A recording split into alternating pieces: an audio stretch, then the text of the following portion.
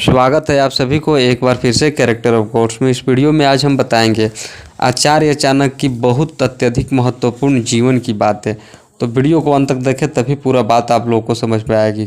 Channel पे नए हैं तो सब्सक्राइब अवश्य करें। आपको बता दें, विश्व प्रसिद्ध कूटनीतिज्ञ एवं राजनीतिज्ञ चाणक्य का जन्म कब और कहाँ हुआ था, इस संदर्भ में प्रामाणिक रूप से कुछ नहीं कहा जा सकता। अनुमानतः इनका जन्म ईसा से 360 वर्ष पूर्व हुआ था। कुछ विद्वान उनका जन्म 400 ईसा पूर्व भी मानते हैं। इस प्रकार चाणक्य के जन्म स्थान के संबंध में भी मतभेद है। कुछ विद्वान उनका जन्म कुसुमपुर, कुछ तक्षशिला और कुछ पाटलिपुत्र में बताते हैं। यदि जन्म समय और जन्म स्थान के विवाद को छोड़ दिया जाए तो इस बात पर सभी विद्वान प्रायः एक मत है कि चाणक्य ने ऐतिहासिक मौर्य वंश की प्रतिष्ठा में और चंद्रगुप्त को सम्राट बनने में महत्वपूर्ण भूमिका अदा की थी। इसीलिए निश्चय ही वह चंद्रगुप्त से पहले पैदा हुए थे। कहा जाता है कि चाणक्य के पिता का नाम चनक था, इसी कारण उन्हें चाणक्य कहा जाता है।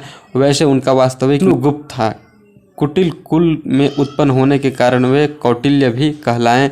चाणक्य के प्रारंभिक जीवन के बारे में अनेक कहानियाँ प्रचलित हैं। आपको बता दें, एक किंवदंती के अनुसार चाणक्य काले रंग के और कुरूप थे। एक बार उनके माता उनके मुंह देखकर रो पड़ी। चाणक्य ने अपनी मां को ये रोते देखकर जब रोने का कारण पूछा तो मां ने कहा कि बेटा, बड़ा होकर तू राजा बनेगा, तब मुझे भूल जाएगा। यही सोचकर मेरे आंसू निकल आए थे। यह सुनकर चाणक्य को आश्चर्य हुआ। उन्होंने पूछा, लेकिन तुम्हें ये कैसे पता चला कि बड़ा होकर मैं राजा बनूंगा? तुम्हारे सामने वाले दो दांत बताते हैं कि तुम राजा बनोगे, माँ ने कहा।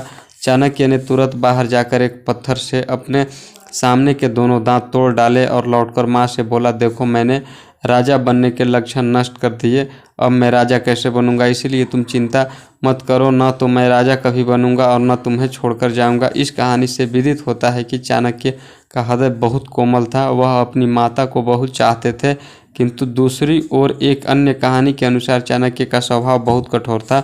उसने अपना अपमान सहन नहीं होता था। वह स्वभावमिनी, दृढ़ संकल्प वाले और लगनशील थे। एक बार चाणक्य कहीं जा रहे थे। रास्ते में कुसा नाम की एक कटीली झाड़ी उनका पैर पड़ गया, जिससे पैर में घाव हो गया।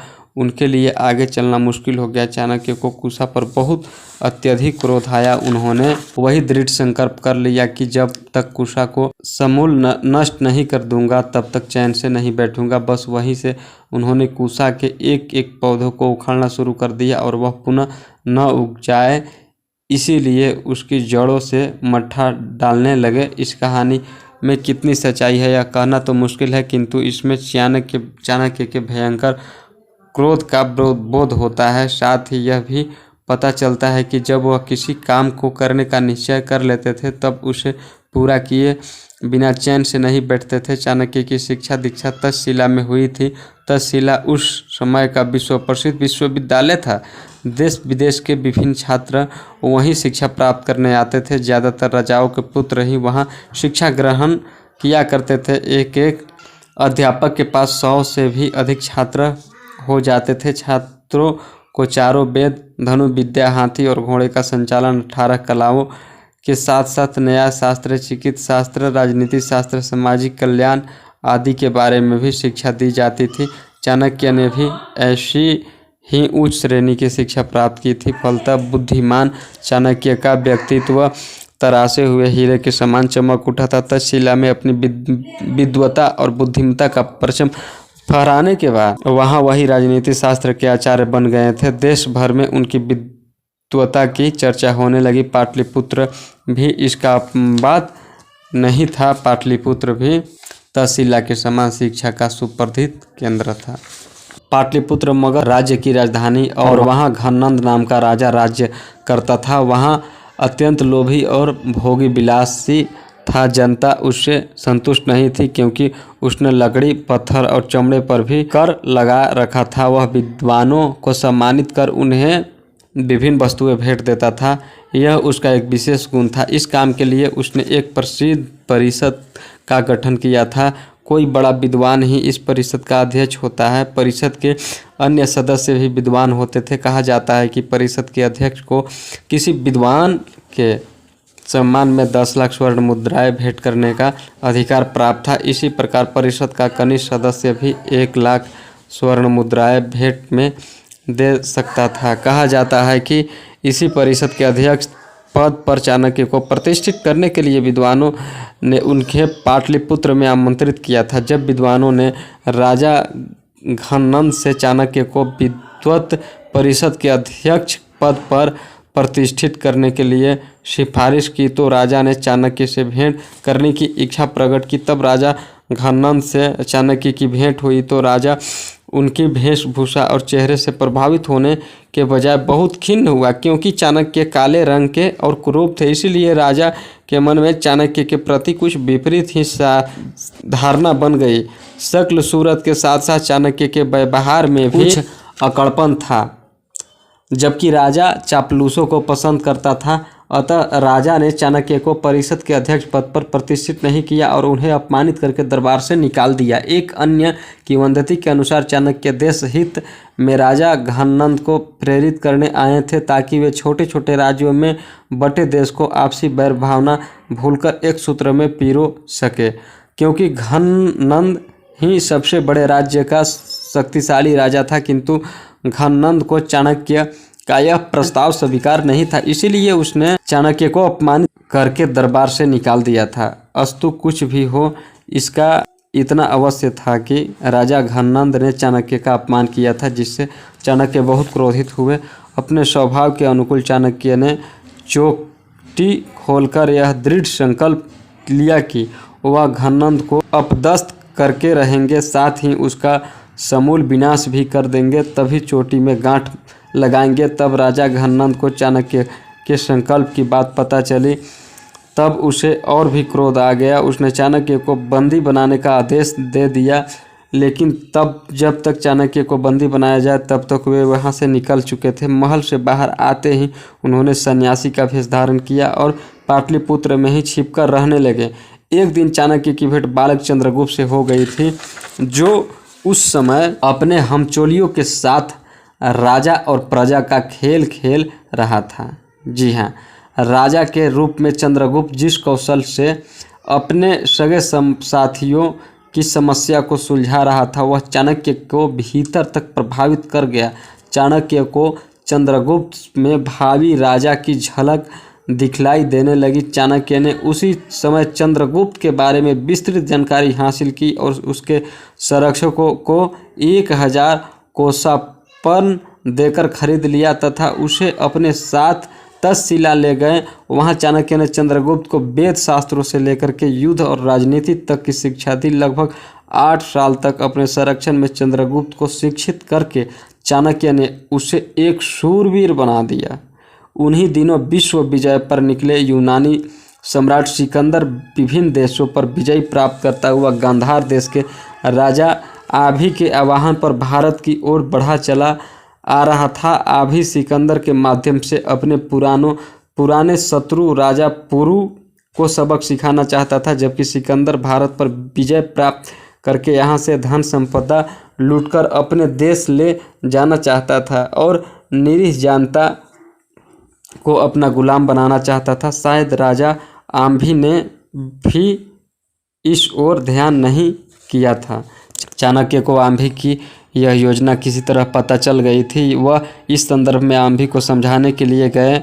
आम्भी से चाणक्य ने इस संदर्भ में विस्तार पूर्वक बातचीत की। उसे समझाना चाहा, विदेशी हमलावरों से देश की रक्षा के लिए उसे प्रेरित करना चाहा, किंतु आम्भी ने चाणक्य की एक भी बात नहीं मानी। वह सिकंदर का साथ देने के लिए कटिबद्ध रहा। कुछ ही दिनों बाद जब सिकंदर गांधार प्रदेश में प्रविष्ट हुआ तो आम्भी ने उसके सम्मान में एक विशाल जनसभा का भी आयोजन किया, जिसमें गांधार देश के प्रतिष्ठित व्यक्तियों के साथ साथ तक्षशिला के आचार्य और छात्रों भी आमंत्रित किए गए थे। इस सभा में चाणक्य और उनके शिष्य चंद्रगुप्त आदि भी उपस्थित हुए।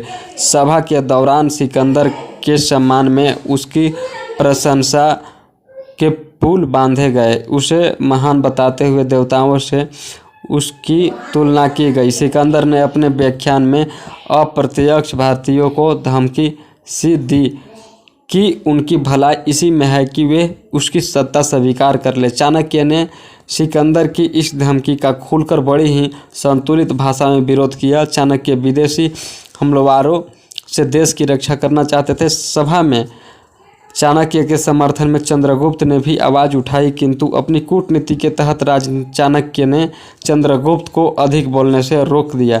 चाणक्य के विचारों और नीतियों से सिकंदर प्रभावित अवश्य हुआ था, किंतु विश्व विजय की अपनी लालसा के कारण वह युद्ध से विमुख नहीं होना चाहता था। सभा विसर्जन के बाद चाणक्य ने चंद्रगुप्त के सहयोग से तक्षशिला के 5 से छात्रों को संगठित किया और उन्हें लेकर राजा पुरु से भेंट की। राजा पुरु आम्भी का शत्रु एवं प्रतिद्वंदी था और शत्रु हमेशा मित्र होता है, इसलिए चाणक्य को देश हित में पुरु का सहयोग मिलने से कोई कठिनाई नहीं हुई। जल्दी ही सिकंदर ने पुरु पर चढ़ाई की। पुरु को चाणक्य और चंद्रगुप्त का सहयोग प्राप्त था, इसीलिए उसका मनोबल बढ़ा हुआ था। युद्ध में पुरु और उसकी सेना ने सिकंदर के छक्के छुड़ा दिए, किंतु अचानक सेना के हाथी विचलित हो गए, जिससे पुरु की सेना में भगदड़ मच गई। सिकंदर ने उसका पूरा लाभ उठाया और पुरु को बंदी बना लिया।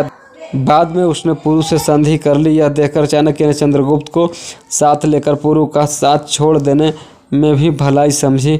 इसके बाद चाणक्य अन्य राजाओं से मिले और उन्हें सिकंदर से युद्ध के लिए प्रेरित करते रहे।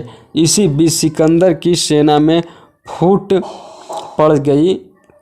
सैनिक लंबे समय से अपने परिवारों से बिछड़े गए थे और युद्ध से उबे चुके थे, इसीलिए वे घर जाना चाहते थे।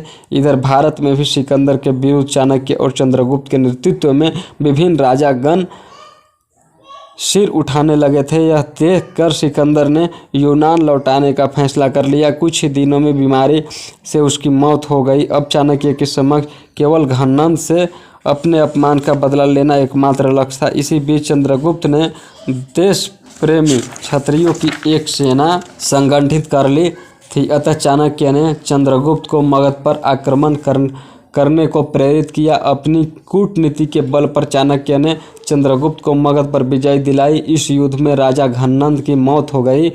चाणक्य ने चंद्रगुप्त को मगध का सम्राट घोषित कर दिया। बड़े जोर शोर से उसका स्वागत हुआ। चंद्रगुप्त अपने गुरु चाणक्य को अपना महात्म्य बनाना चाहते थे, किंतु चाणक्य ने यह पद स्वीकार नहीं किया। वह मगध के पूर्व महात्म्य राक्षस को ही यह पद देना चाहता था, किंतु राक्षस पहले ही कहीं छिप गया था। वस्तुतः वह अवसर की तलाश में था कि राजा घमंड की मौत का बदला ले सके। चाणक्य यह बात समझते थे कि उन्होंने राक्षस को खोजने के लिए अपने तमाम गुप्तचर लगा दिए और बड़ी कोशिशों के बाद कूटनीति के बल पर राक्षस को बंदी बना लिया। लेकिन चाणक्य ने राक्षस को कोई सजा नहीं दी, बल्कि चंद्रगुप्त को सलाह दी कि वह राक्षस के तमाम अपराध क्षमा करके उसे महात्म्य के पद पर प्रतिष्ठित करे। गुरु की आज्ञा टालना चंद्रगुप्त के बस की बात नहीं थी। उसने राक्षस को अपना महात्म्य बना लिया। बाद में चाणक्य गंगा के तट पर एक आश्रय बनाकर रहने लगे।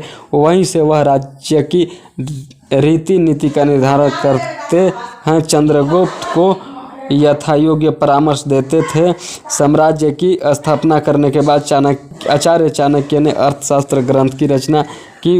वे ऋवेदज्ञ, शास्त्र पारंगत, मंत्र विद्या विशेषज्ञ, नीति निपुण, राजनीतिज्ञ तथा महान कूटनीतिज्ञ होने के साथ ही विविध विद्याओं के महापंडित एवं दार्शनिक भी थे। अपनी प्रखर कूटनीति के द्वारा आचार्य चाणक्य ने बिखरे हुए भारतीयों को राष्ट्रीयता के सूत्र में पिरोकर महान राष्ट्र की स्थापना की। किंतु विशाल मौर्य साम्राज्य के संस्थापक होते हुए भी वे अत्यंत निर्लोभी एवं वितराग थे। पाटलिपुत्र के महलों में न रहकर वे गंगा तट पर बनी एक साधारण सी कुटिया में रहते थे और गोबर के उबले पर भोजन स्वयं तैयार करते थे। चाणक्य द्वारा स्थापित मौर्य साम्राज्य कालांतर में एक महान साम्राज्य बना। चंद्रगुप्त ने अपने मार्गदर्शन में लगभग 24 वर्ष राज्य किए और पश्चिम में गांधार से लेकर पूर्व में बंगाल और उत्तर में कश्मीर से लेकर दक्षिण